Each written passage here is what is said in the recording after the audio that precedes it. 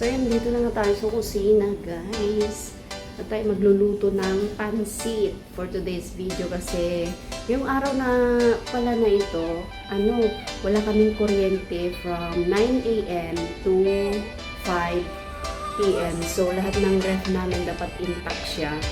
Yung mga phone, dapat naka-charge kasi isa-shutdown nila lahat. Ngayon, yung mga electricity namin, lahat-lahat, tubig, yung lutuan, so lahat shutdown ngayong araw nito. So let's see how, kasi parang first time ko mangyayari ito sa Singapore na ganito na mag-shutdown sila full ng kuryente. So siguro may aayusan dito sa amin, kaya nagbigay naman sila ng notice. So ayun, magluluto na lang tayo ng pansit, then the whole day na.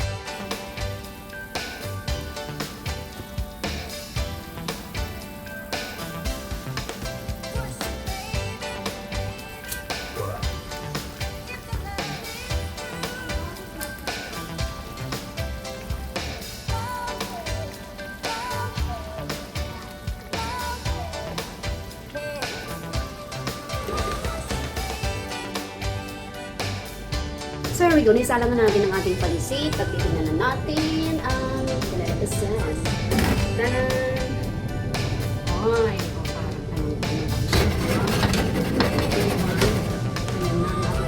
kakainin natin yan the whole day kasi from breakfast, lunch, para makatipid tayo ng food. Ganyan lang kinakain namin dito sa guys, abroad. Kung ano yung kinain mo, yung walang merienda, walang kung ano yung kinain mo, yun na yun. Diba? Mas masaya nga dyan sa Pilipinas, may mga kakanin, mga merienda na dito, meal, diba? So dito, kung isa lang, kung pansit-pansit lang ang usapan natin from morning hanggang walang merienda, siya na rin ang magiging merienda mo. Di ba? Ang saya.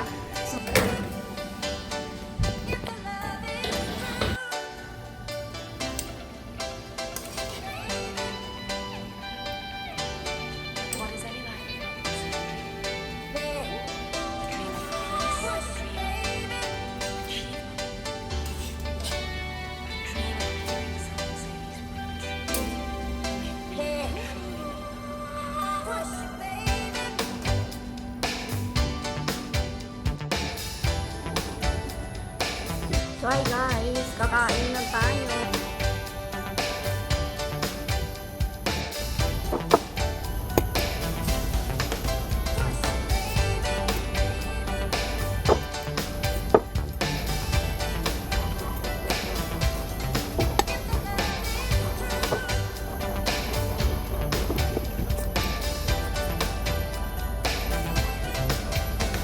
Since naka-turn off lahat ng namin guys, ito sana ipapalitan.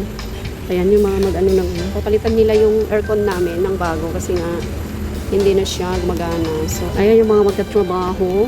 Ito lahat yung mga workers, so hindi sila pwedeng mag-work muna kasi kailangan na ang shutdown ng aming mga mag-work ng aming aircon. Hindi muna sila maka-work.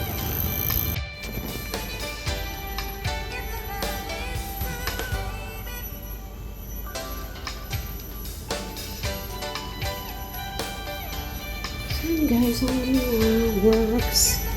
Magpapalit sila ng aming tawag nito.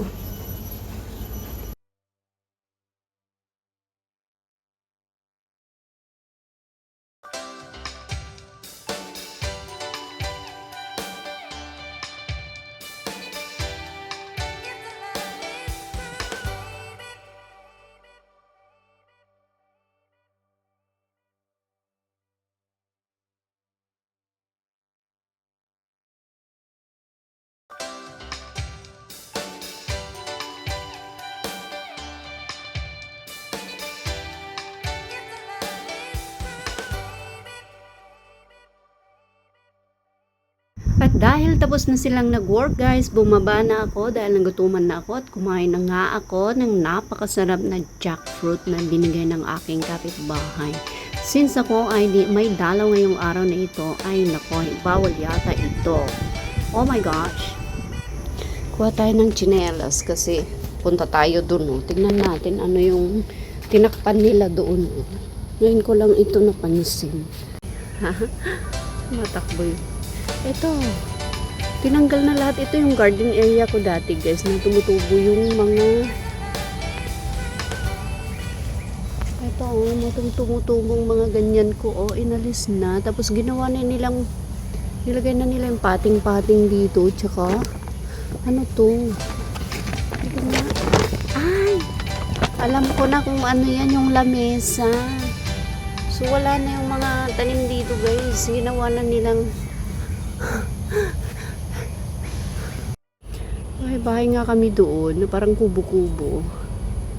Pina-build up doon. Kaso, wala nang napupunta doon kasi malamok at saka may ahas diyan. So, sinaraduan na. So, pag may ayan, ang liwalas na, guys. Ang weather today is cloudy. Cloudy today. So, yan. Super cloudy kami today. It's Saturday, cloudy. Grabe naman. Diba? So, ito, namumunga noon ito. So, yan. Actually, nandun last time. Inilipat lang dito. Tapos, dito, may barakada kami noon dyan na, ganon. Tinanggal, kaya napakalawak na dito sa house namin. O, diba? Mga house tour sa bahay dito sa SP. Kumusta naman kaya ang natutulog sila. Tulog mga baby fish. Bebe. Ayan. Sumagbuka. So that's all for today's video. It's day 26 and good morning, good afternoon, good evening. Saan man tayo nagdaro ng mundo. Bye for now, guys.